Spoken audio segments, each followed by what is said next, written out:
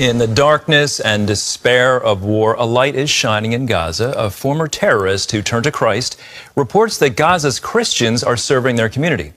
And Jesus is appearing to people in dreams and visions. Isang lupain ng tunggalian, sakit, at pagkakahati ang biglang naging sentro ng atensyon ng buong mundo. Hindi dahil sa digmaan, hindi dahil sa politika, kundi dahil sa isang bagay na milagroso. Kumalat ang mga ulat na sa gitna ng Gaza, libu-libong tao ang nakakita ng isang pangitain, na lampas sa pangunawan ng tao, isang pangitain ni Heso Kristo. Noong una, itinuring lang ito ng mundo na tsismis. May nagsabi na ito'y propaganda.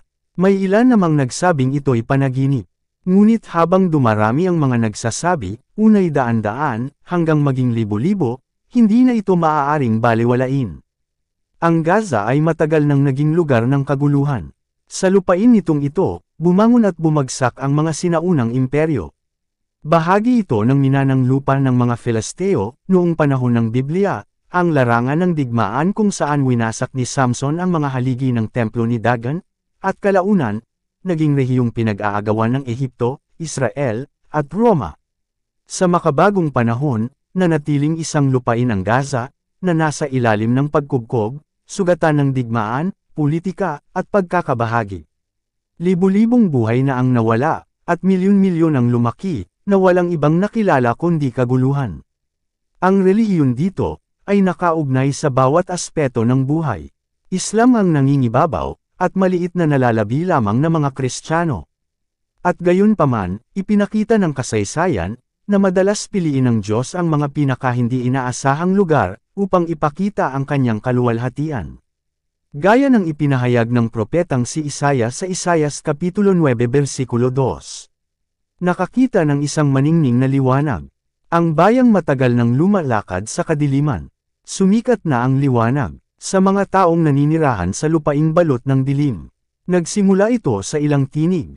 Mga pamilya sa Gaza, ang nag-ulat ng mga panaginip at pangitain, ng isang lalaking nakasuot ng makinang na puti, mas maliwanag pa kaysa araw, at ipinakilala ang kanyang sarili bilang isa almasi.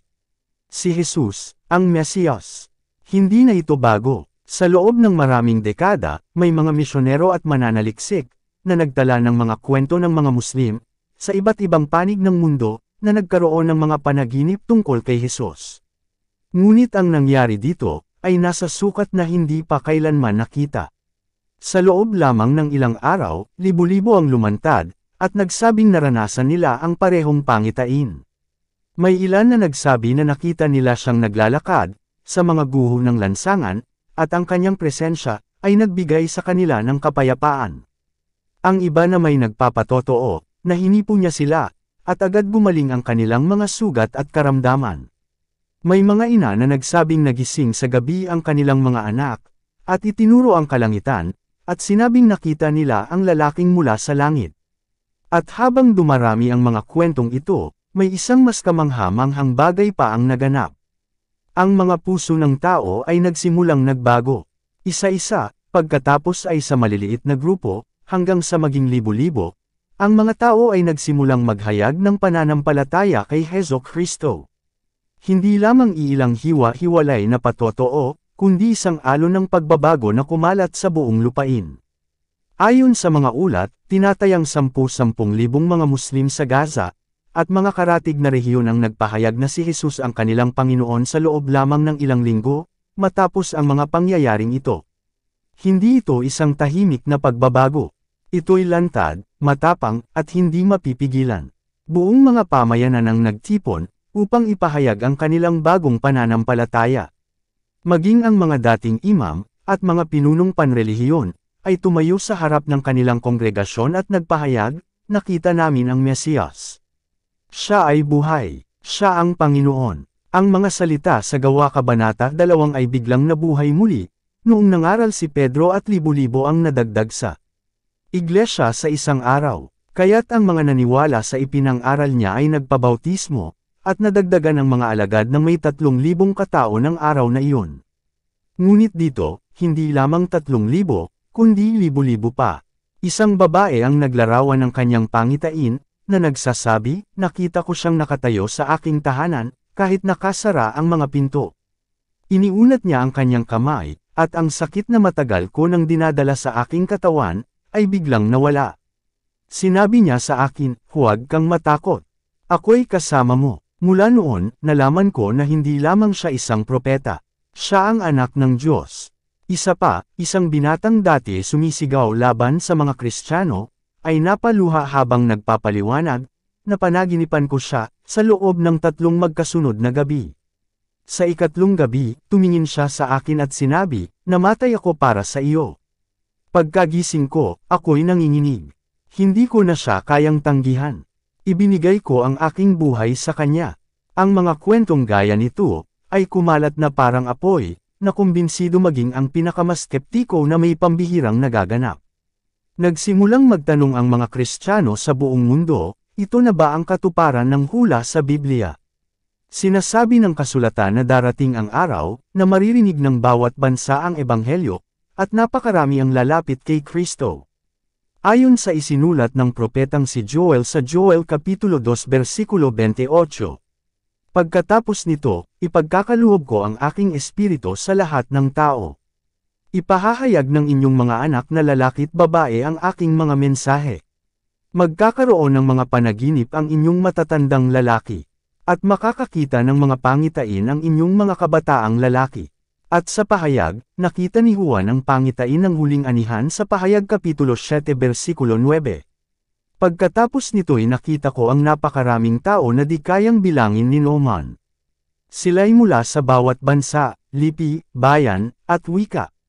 Nakatayo sila sa harap ng trono at ng kordero, nakadamit ng puti at may hawak na mga palaspas. Hindi na kayang baliwalain ng mundo ang nangyayari. Nagmadali ang mga pamahalaan, upang magpasya kung paano ito haharapin, ngunit sila'y naguguluhan. Mahigpit namang nagtalo ang mga pinunong panrelihiyon. Totoo ba ito o panlilinlang lamang?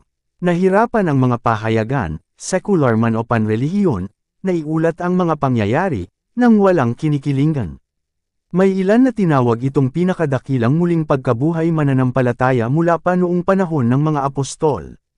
Ngunit ang iba naman, ay natakot na baka ito'y magdulot ng mas matinding kaguluhan sa isang rehiyong dati ng marupok. Ngunit anuman ang pananaw ng tao, nanatiling totoo ang isang bagay, libu-libong buhay ang nagbago, matapos ang isang karanasang ipinipilit nilang kay Jesus mismo nila naranasan.